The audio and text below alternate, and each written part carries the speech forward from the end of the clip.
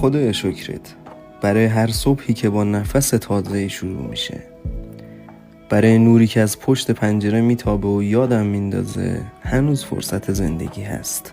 شکرت واسه فراوانی که توی گوشه به گوشه این دنیا واسمون پنهون کردی، توی لبخندها، توی سلامتی، توی قلبی که هنوز میتپه و امید داره.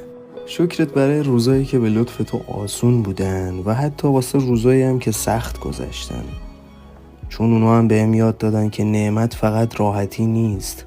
نعمت میتونه رشد کردن باشه، میتونه صبوری باشه، میتونه فهمیدن باشه و میتونه بخشیدن باشه. شکرت واسه وفور و فراوانی که فقط توی پول و مال و ثروت نیست، توی آرامش ذهنه، توی محبت خالصه، توی ایمان و امیدیه که هر روز تو دلم میکاری. خدایا شکرت برای رزقی که همیشه به موقع میرسه، حتی وقتی من ناامیدم.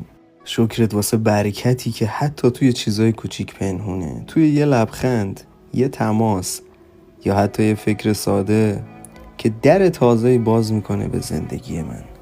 خدایا شکرت برای رزقی که فقط نون و آب نیست، بلکه آرامشه، فرصته و آدمای درستی که سر راهم میذاری تا منو واسه رسیدن به اهداف. خدایا شکرت برای هر صبحی که با نفس تازه‌ای شروع میشه، برای نوری که از پشت پنجره میتابه و یادم میندازه هنوز فرصت زندگی هست. شکرت واسه فراوانی که توی گوشه به گوشه این دنیا واسمون پنهون کردی، توی لبخندها، توی سلامتی، توی قلبی که هنوز میتپه و امید داره. شکرت برای روزایی که به لطف تو آسون بودن و حتی واسه روزایی هم که سخت گذشتن، چون اونا هم بهم یاد دادن که نعمت فقط راحتی نیست. نعمت میتونه رشد کردن باشه، میتونه صبوری باشه، میتونه فهمیدن باشه و میتونه بخشیدن باشه. شکرت واسه وفور و فراوانی که فقط توی پول و مال و ثروت نیست، توی آرامش ذهنه، توی محبت خالصه، توی ایمان و امیدیه که هر روز تو دلم میکاری. خدایا شکرت برای رزقی که همیشه به موقع میرسه، حتی وقتی من ناامیدم. شکرت واسه برکتی که حتی توی چیزای کوچیک پنهونه، توی یه لبخند، یه تماس یا حتی یه فکر ساده که در تازه‌ای باز میکنه به زندگی من. خدایا شکرت برای رزقی که فقط نون و آب نیست، بلکه آرامشه، فرصته و آدمای درستی که سر راهم میذاری تا منو واسه رسیدن به اهداف.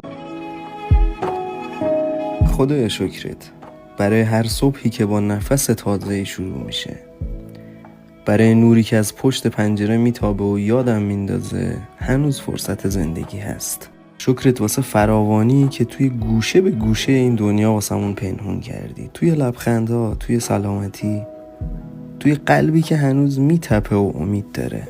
شکرت برای روزایی که به لطف تو آسون بودن و حتی واسه روزایی هم که سخت گذشتن، چون اونا هم بهم یاد دادن که نعمت فقط راحتی نیست. نعمت میتونه رشد کردن باشه، میتونه صبوری باشه، میتونه فهمیدن باشه و میتونه بخشیدن باشه. شکرت واسه وفور و فراوانی که فقط توی پول و مال و ثروت نیست، توی آرامش ذهنه، توی محبت خالصه، توی ایمان و امیدیه که هر روز تو دلم میکاری. خدایا شکرت برای رزقی که همیشه به موقع میرسه، حتی وقتی من ناامیدم.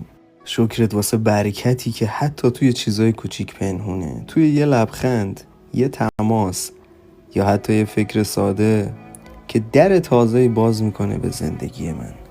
خدایا شکرت برای رزقی که فقط نون و آب نیست، بلکه آرامشه، فرصته و آدمای درستی که سر راهم میذاری تا منو واسه رسیدن به اهداف. خدایا شکرت برای هر صبحی که با نفس